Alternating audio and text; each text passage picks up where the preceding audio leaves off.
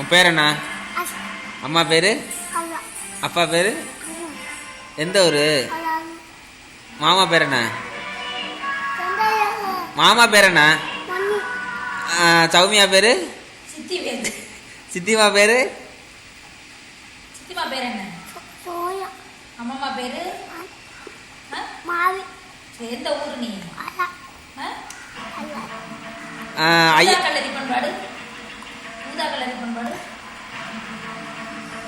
பாடு. பாடவே தெரியாதானே?